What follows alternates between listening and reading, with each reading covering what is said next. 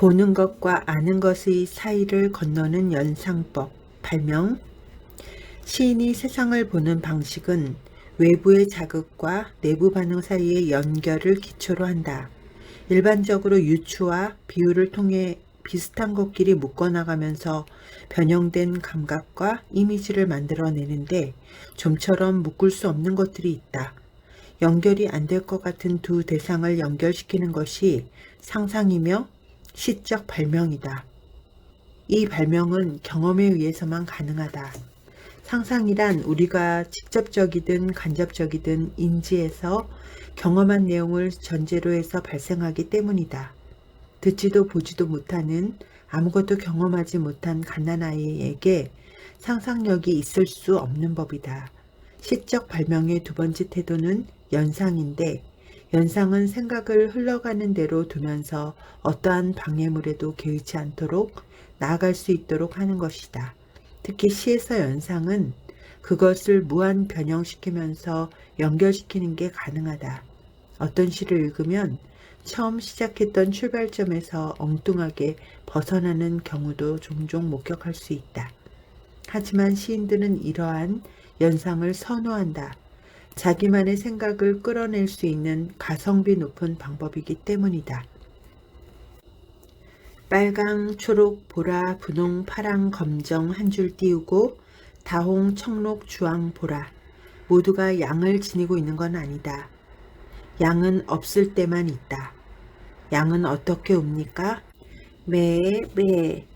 울음소리는 언제나 어리둥절하다. 머리를 두 줄로 가지런히 따을 때마다 고산지대의 좁고 긴 들판이 떠오른다. 고산증, 희박한 공기, 깨어진 거울처럼 빛나는 라마의 두 눈. 나는 가만히 앉아서도 여행을 한다.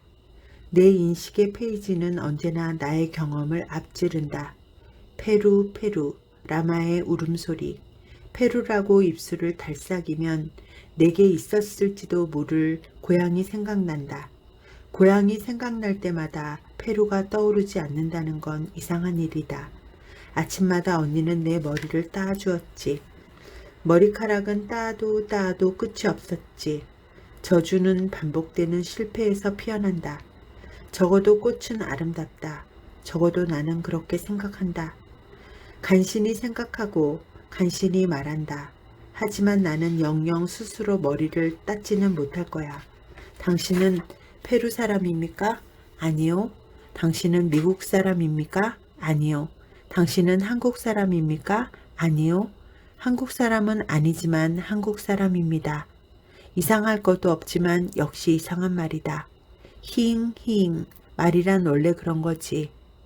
태초 이전부터 뜨거운 콧김을 내뿜으며 무의미하게 엉겨 붙어버린 거지. 자신의 목을 끌어안고 미쳐버린 채로 죽은 거지. 그렇게 이미 죽은 채로 하염없이 미끄러지는 거지. 단 한 번도 제대로 말해본 적 없다는 사실이 안심된다. 우리는 서로가 누구인지 알지 못한다. 말하지 않는 방식으로 말하고 사랑하지 않는 방식으로 사랑한다. 길게 심호흡을 하고 노을이 지면 불을 피우자. 고기를 굽고 죽지 않을 정도로만 술을 마시자. 그렇게 얼마간만 좀 널브러져 있자. 고향에 대해 생각하는 자의 비애는 잠시 접어두자. 페루는 고향이 없는 사람도 갈 수 있다. 스스로 머리를 따을 수 없는 사람도 갈 수 있다. 양이 없는 사람도 갈 수 있다. 말이 없는 사람도 갈 수 있다. 비행기 없이도 갈 수 있다. 누구든 언제든 아무 의미 없이도 갈 수 있다. 2008년 경향신문 당선작 이재미의 페루 전문. 지난 여름호에서도 다룬 바 있는 이 작품은 그의 신춘문예 당선작들 중에서도 많은 사람들이 관심 있게 읽었던 작품 중 하나였다. 아이들의 끝말잇기 놀이처럼 제한 없이 펼쳐내는 상상력과 역동적인 리듬이 시의 개성을 구축하고 있다. 말과 말 사이, 말과 사물 사이를 무시하듯 거침없이 넘어서며 말의 탄력을 만들어내고 연상의 쾌감까지 선사한다. 이때 연상의 쾌감은 말과 사물의 지시적 논리를 거부하는 데서 비롯되는데 단순히 단어 조합의 말장난이 아니라 대상을 기표로 지시하는 동시에 대상의 기를 숨겨버리는 언어의 메타적 놀이로 읽힌다. 이렇게 논리적 의미에 구속되지 않는 연상법은 시적 발명에 해당한다. 시인은 작은 시냇물을 건너는 징검도를 밟듯 언뜻 보기에는 무관하거나 낯설게 보이는 단어와 이미지들을 징검돌처럼 밟고 뛰어다니며 세계를 만든다. 양에서 울음소리로, 두 줄로 따은 머리에서 고산지대의 들판으로, 그리고 다시 라마의 두 눈에서 페루로 연결되는 발명의 연상법은 논리의 의도와 폭력에서 시의 말을 해방시켜준다. 고정된 의미와 강압적 논리에 맞서는 이러한 연상법은 모호하지만 아름다운 울림과 이미지로 독자를 매혹시킨다. 이를 이미지와 리듬의 발명이라고 해도 되겠다. 심사위원들 역시 이렇게 평가하였다. 그의 시들은 대개 행가리를 하지 않고 문장을 잇대어 쓴 산문시다. 그런데도 그 시들은 리듬감이 뛰어나고 진술의 역동성이 있다. 생동하는 말맛의 맛깔스러움이 피처럼 출렁거리며 줄글속을 달린다. 달리는 말의 리드미컬한 속도감이 이미지와 이미지 사이의 빈 공간을 메워 시의 풍경이 활동사진처럼 단절감 없이 펼쳐진다. 누구든 언제든 아무 의미 없이도 갈 수 있는 페루처럼 그 이미지를 논리적으로 따라가지 않는다 하더라도 말 자체의 속도감이 쾌감을 준다고. 인간의 생각과 느낌은 모두 기억의 양식으로 축적되고 배열되었다가 외부의 자극이 발생할 경우 새로운 이미지와 정서로 생성된다. 연상법은 보는 것과 아는 것 사이를 연결시키는 하나의 시적 방법으로 개인의 고유한 생각과 기억, 개인적 경험을 토대로 한다. 발상의 단계에서 가장 소중한 순간과 자극에 접근하지 못한다면, 즉 그것들을 기억해내지 못한다면 이전의 어려운 관찰과 인상은 아무런 의미를 지닐 수 없다. 그러므로 시인의 고유한 기억은 시적 발상의 중요한 요소가 된다. 고향이 없는 사람도 갈 수 있고, 스스로 머리를 따올 수 없는 사람도 갈 수 있고, 양이 없는 사람도 갈 수 있고, 말이 없는 사람도 갈 수 있고, 비행기 없이도 갈 수 있는 페루는 누구든 언제든 아무 의미 없이도 갈 수 있는 시인의 발명품이다. 이 페루에는 시인이 저장해 놓았던 고향과 두 줄로 가지런히 따았던 머리와 고산지대의 들판과 라마의 두 눈이 이미 녹아있다.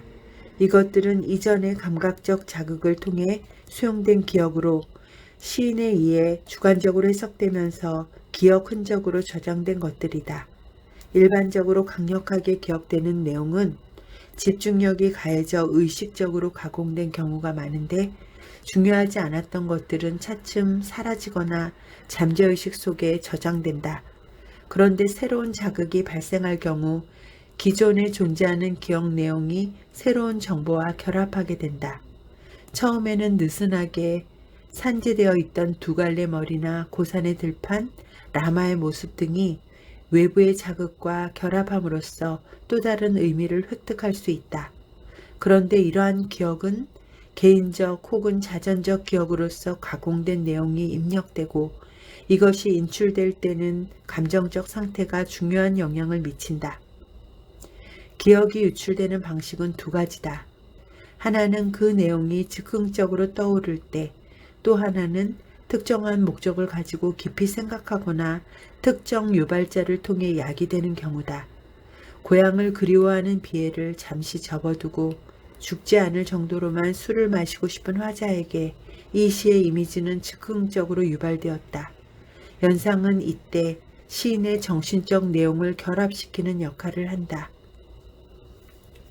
시를 쓰고자 하는 이들이 꼭 알아둬야 할 것은 관습에서 벗어난 생각, 즉 확산적 사고를 잘할수록 대상과 대상 사이의 긴장이 고조되면서 연상의 효과가 극대화된다는 점이다. 연상을 시도할 경우 되도록 보편적 논리에 맞지 않는 자기 논리와 감각을 끌어오는 것이 중요하다. 이러한 연상은 인간의 생각이 지닌 본연의 행위이며 끊임없이 무의식적으로 발생하기도 한다. 연상이 없다면 시인이 느낀 감각적 인상을 구체적 형상으로 바꾸거나 기존의 감각과 결합시키지 못한다. 생각을 제멋대로 뒤죽박죽 섞는 위대한 능력이 별명인 까닭임도 잊지 않아야 한다.